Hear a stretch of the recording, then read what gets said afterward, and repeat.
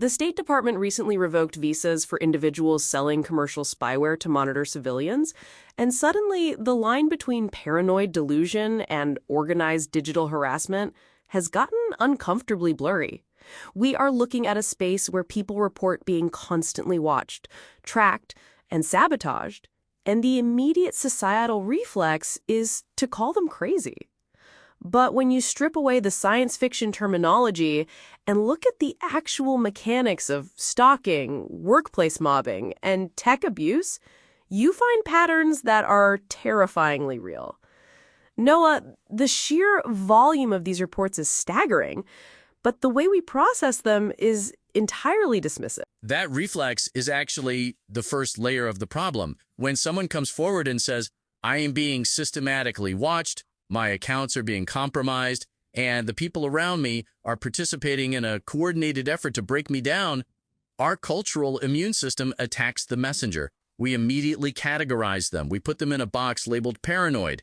And look, there is a reason for that. The terminology people use to describe these experiences often borders on the fantastic. They use words like gang stalking. They describe plots involving vast shadow government resources. But if you actually listen to the specific, granular events they are describing, the sleep deprivation, the ruined reputation, the device tampering, you realize they are describing coercive control. They are describing organized harassment. And we know for an absolute fact that these things happen, yet the moment the victim tries to explain the totality of the experience, the scale of it makes them sound unreliable. Because human beings are terrible at processing cumulative, low-level threats.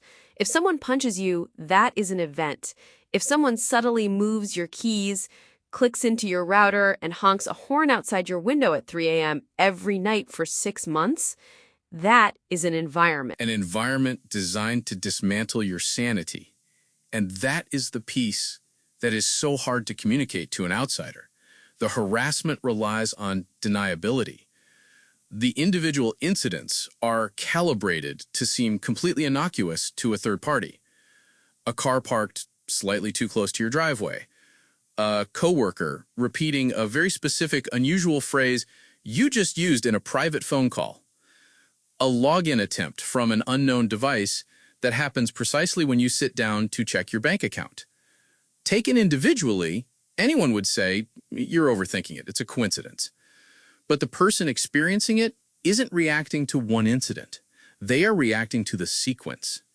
And the perpetrators, whether it's a retaliatory employer, an abusive ex-partner, or a coordinated group, rely on the fact that if the target complains, the target will look unstable. The phrase you used earlier, coercive control, that grounds it. We recognize that in domestic violence. We recognize that in high control groups. Why is it so hard to apply that framework to community or workplace harassment? Because our legal and social systems are built around discrete, actionable offenses. The police are trained to look for a broken window, a bruised arm, a stolen car.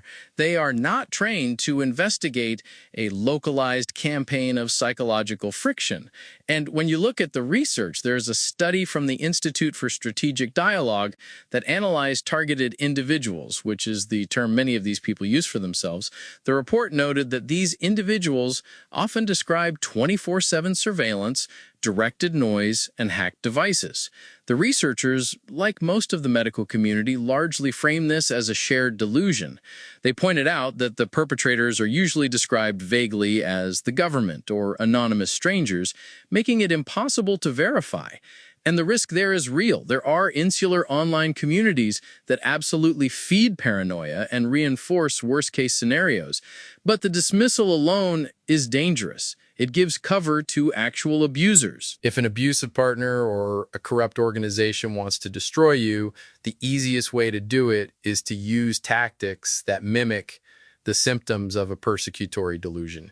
If they can make you sound crazy, they never have to answer for the abuse. That is the perfect crime, weaponizing the psychiatric system against the target.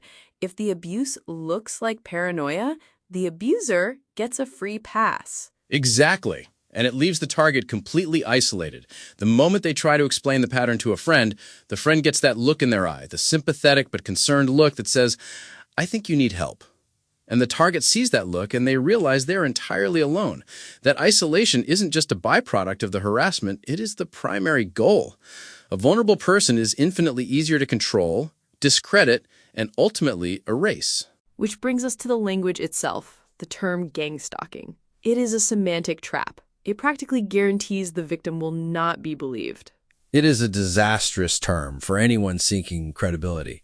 The word gang implies street violence, tattoos, and turf wars. Stalking implies a single obsessed person lurking in the bushes. The combination of the two words creates an image that does not match the systemic, bureaucratic, or technological abuse most of these people are actually experiencing. When you walk into a police station and say, "I am a victim of gang stalking," the officer has already tuned you out. They've mentally filed you in the do not engage category. The language we use to describe our suffering dictates whether we get help or whether we get institutionalized. So what is the alternative? How does someone accurately describe this without triggering that societal immune response? They have to borrow language from recognized legal and academic frameworks. Instead of saying gang stalking, you say organized retaliatory harassment. Instead of saying they are hacking my mind, you say I am experiencing severe digital interference and stalking. Instead of saying the whole neighborhood is against me, you say I am documenting a pattern of coercive control and community mobbing. These are terms that researchers, lawyers, and domestic violence advocates actually use. They carry weight.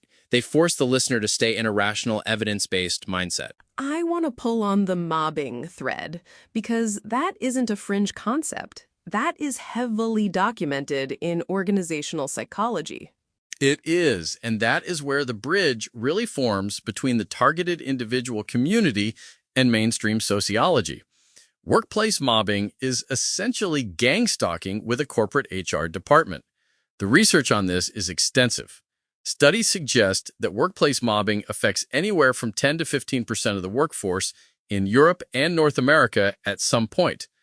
We are talking about repeated psychological aggression, coordinated social isolation, whisper campaigns, and being actively set up to fail. And the mechanics are identical to what targeted individuals describe in their personal lives. A group of people aligns to push one person out. They use subtle, deniable tactics. They bait the target into reacting angrily.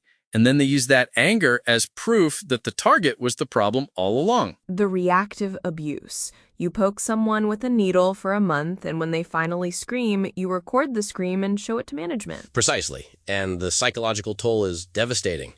People lose their careers, their marriages, their health. The stress from mobbing is linked to severe physical ailments, PTSD, and even a higher rate of suicide, because the target's reality is constantly being subverted.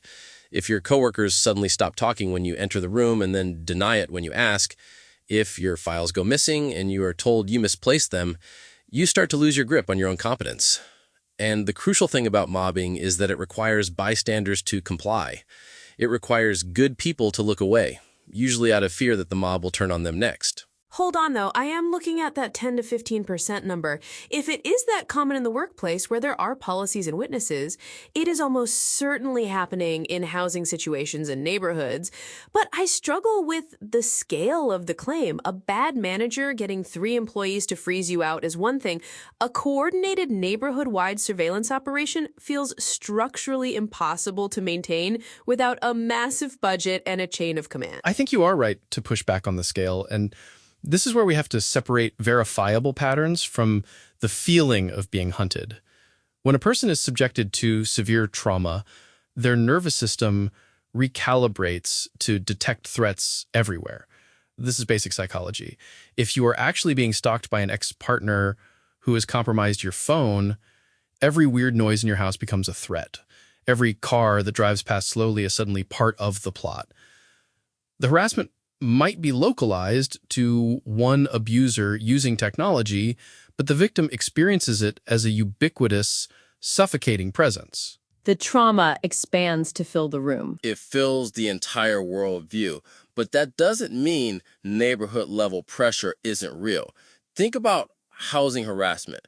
Landlords who want a rent control tenant out will absolutely enlist the building superintendent, coordinate with security, ignore maintenance requests, and turn a blind eye to noisy neighbors. It is a concerted effort to create a hostile living environment. The tenant isn't hallucinating the pressure. They are experiencing a deliberate campaign of coercive displacement. They just might lack the terminology to describe it as anything other than a conspiracy against them. It always comes back to the documentation. If the landlord ignores 5 emails about a broken lock, that is a fact. If the tenant says, the landlord is working with the FBI to keep my door open, they lose the case. Which is exactly why the framing is everything. The strongest position a target can take is, I am documenting a pattern of retaliation and digital interference. Examine the timeline, look at the data. Because the moment you step into the digital realm, the claims of constant surveillance stop looking like paranoia and start looking like standard operating procedure for abusers. Let's go there, because the tech abuse data is chilling. We are not talking about hypothetical microwave weapons. We are talking about commercial spyware that anyone can buy. The technology aspect completely validates the core fear of the targeted individual.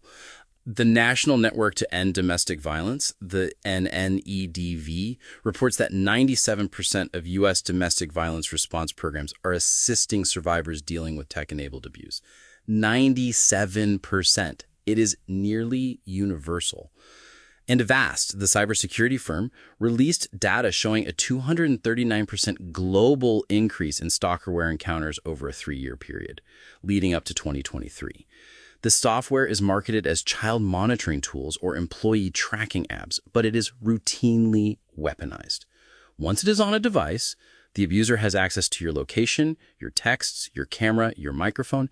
They have total visibility into your life. And the victim knows it, but they often can't prove it. The phone acts a little glitchy. The battery drains too fast. A 2-factor authentication code doesn't arrive. Or the abuser starts dropping hints. This is a classic tactic. They will bring up a topic you only discussed in a private text message, or they will happen to show up at a coffee shop right after you get there. They do this intentionally to let you know that nowhere is safe. They want you to feel that omniscient presence.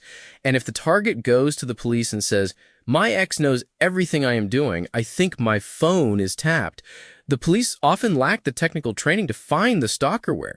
They might tell the victim to just reset the phone or get off social media. But resetting the phone destroys the evidence, and getting off social media isolates the victim further. It's also not just domestic abusers. The U.S. State Department's new visa restrictions specifically target individuals involved in the misuse of commercial spyware. They are openly acknowledging that this technology is being used globally to suppress dissidents, journalists, and marginalized communities. And that policy shift is massive. It proves that transnational repression and organized digital harassment are established realities. The State Department is dealing with spyware from companies like Intellexa and Cytrox, tools that can silently compromise a device without the user ever clicking a link. So when a targeted individual claims their phone is compromised and they are being tracked by an organized entity, we can no longer dismiss the mechanism as impossible. The technology exists, it is highly profitable, and it is actively being deployed to ruin people's lives. But the physical toll is what anchors the abuse in the body. You can turn off a phone. You can't turn off noise.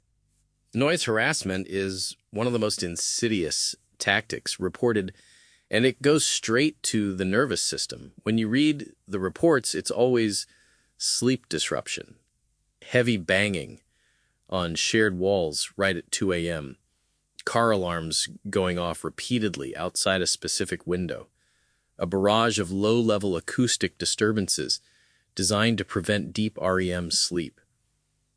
And sleep deprivation isn't just an inconvenience, it is a profound biological stressor. It degrades your cognitive function. It heightens anxiety. It makes you paranoid. It is literally an interrogation technique. It is recognized globally as a method of psychological torture. And the brilliance of it from the abuser's twisted perspective, is its plausible deniability. If you complain to the police about a neighbor slamming their door at midnight, it sounds like a petty dispute. The police can't do anything about a slammed door. But if that door is slammed every single night, right as you drift off for 8 months, your brain starts to break down. You become hypervigilant. You start anticipating the noise, which means you can't relax even when it is quiet. That anticipation creates a conditioned response. Your body learns to interpret the environment itself as a weapon. We call it sensitization. A target will report that abusers use specific colors, or they repeatedly use a specific phrase. The stimulus doesn't even have to be threatening on its own.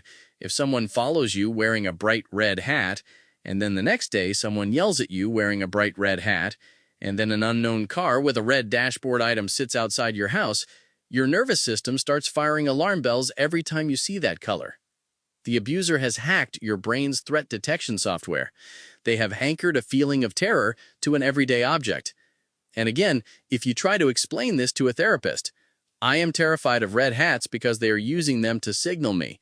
You sound detached from reality. I want to challenge the intentionality of this, though. If someone's nervous system is that fried from lack of sleep and digital stalking, isn't it highly likely they are making these associations themselves?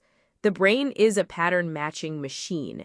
If you are terrified and looking for the color red, you will find it everywhere. You will see a red hat and assume it's part of the plot, rather than just a guy wearing a hat. You are absolutely hitting on the core friction of this entire phenomenon. And the answer is yes, the brain will manufacture patterns in a state of hyperarousal. But that doesn't mean the initial conditioning wasn't intentional. It is a mix of both. Sophisticated abusers will absolutely plant a stimulus to anchor a threat. But once that anchor is set, the abuser barely has to do any work. The victim's own traumatized nervous system takes over and starts projecting the threat onto innocent bystanders. The abuser winds the toy up and lets it go. The victim ends up exhausting themselves, running from shadows that the abuser taught them to fear. And while the victim is exhausted and reacting to shadows, the abuser is usually busy destroying their reputation. The smear campaign. This is the structural foundation of coercive control. You cannot isolate a target if the community supports them, so the abuser must dismantle the target's credibility before the target even realizes they are under attack. They spread rumors to family members, landlords, employers. They frame the target as unstable, difficult, addicted, or dangerous. The smear campaign works by attacking credibility before the victim can present evidence. It is a preemptive strike on their character. Exactly. Because when the victim finally snaps from the sleep deprivation or finally runs to a family member saying, "My phone is hacked and people are following me," the family member has already been primed to view this as a mental health crisis. The abuser has already planted the seed. Hey, I am really worried about them. They have been acting so erratic lately. It is gaslighting on a communal scale. They rewrite the narrative so that the victim's legitimate reaction to abuse is viewed as the pathology itself. And retaliation fits right into this. A lot of these cases seem to start after someone blows the whistle or reports an issue. Retaliation is a massive catalyst. You see this heavily in institutional settings. Someone reports unsafe housing conditions or sexual harassment or corporate fraud. The institution realizes they have a liability. Instead of fixing the problem, they decide to eliminate the liability.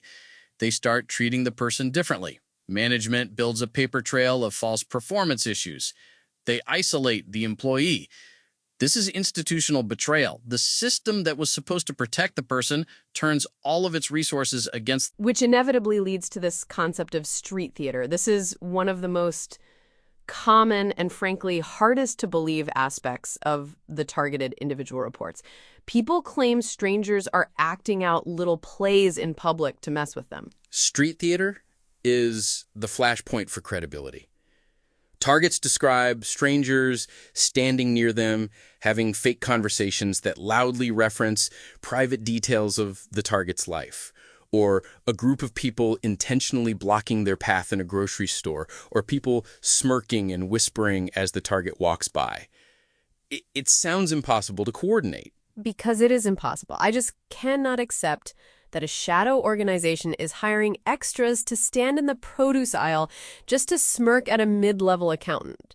The logistics alone, the communication, the payroll, the secrecy, it defies basic organizational logic. People are too incompetent to pull that off flawlessly. I actually agree with you on the logistics. The Hollywood-level coordination is highly unlikely in almost every case. But we have to look at what is actually generating that experience for the target. There are three possibilities. One, it is a highly resourced abuser, like a foreign intelligence service engaging in transnational repression, which the FBI acknowledges does involve coordinated public intimidation. But that is rare. Two, it is a localized network, like a corrupt police department or a tight-knit community group misusing their authority to harass a whistleblower. They don't need a payroll. They just use their existing network to keep tabs on the person and make them uncomfortable. And three, which I think accounts for a huge percentage of these reports, is that the target has been so thoroughly traumatized by digital stalking and isolated mobbing that they are experiencing profound hypervigilance. If your phone is tapped and you know it, you assume everyone in the grocery store knows your secret. If a stranger laughs while looking at their phone, your brain tells you they are laughing at you. The street theater might be a misinterpretation of normal human behavior, viewed through a lens of extreme, induced trauma. So the fear is real, the original abuse is real, but the interpretation of the public environment becomes distorted. Yes, and telling them they are crazy doesn't fix the distortion. It makes them more defensive. The only way out of that maze is objective documentation. You have to move the person from an emotional state of feeling hunted to the clinical state of an investigator gathering evidence. Organizations like SPARC, the Stalking Prevention Awareness and Resource Center, provide specific documentation logs for victims. You write down the date, the time, the location, the incident, and the witnesses. You don't write down your suspicions. You don't write down that the person in the red hat is a government agent. You write down at 2:15 p.m., a red sedan license plate XYZ parked in front of my house. Driver took a photo. You stick to the facts. Because a log of 50 documented factual incidents tells a story that a judge or a cybersecurity expert can actually use. Exactly. A log is a shield. It protects your credibility. If you suspect digital abuse, you don't throw your phone in the river. You take it to a professional who can pull the security logs, find the stalkerware, and identify the IP addresses accessing your accounts. You separate confirmed abuse from suspected abuse. If a two-factor authentication code arrives when you didn't request one, screenshot it. If the landlord ignores a maintenance request, save the email. You build a clean, irrefutable timeline. You stop trying to convince people with your fear, and you start convincing them with data. That is the transformation. It is the shift from being a target to being a witness. A target is emotional, reactive, and easily discredited. A witness is calm, disciplined, and focused on the evidence. When you start documenting clinically, something profound happens to your psychology. You reclaim your agency. You are no longer just absorbing the abuse, you're categorizing it. And for many people, that process alone reduces the hypervigilance. They realize they don't have to figure out the grand conspiracy. They just have to prove the immediate boundary violation. That shift feels like the only way to survive this kind of pressure without losing yourself entirely. You anchor yourself to the verifiable. It is survival, and it requires immense discipline. We have to acknowledge that these patterns of coercive control, tech abuse, and mobbing are happening every day. We don't need to validate every theory about shadowy syndicates to validate the reality of the harm. People are being monitored. People are being pushed to the edge by sustained, coordinated pressure. Our job as a society isn't to dismiss them because their language is messy. Our job is to look at the evidence, hold abusers accountable, and give victims the tools to prove what they are enduring. It's a matter of looking past the panic to see the actual mechanics of the abuse. If you know someone dealing with an unexplained campaign of harassment, or if you found these frameworks useful, send this episode their way. The more we understand the machinery of coercive control, the less power it has to isolate us.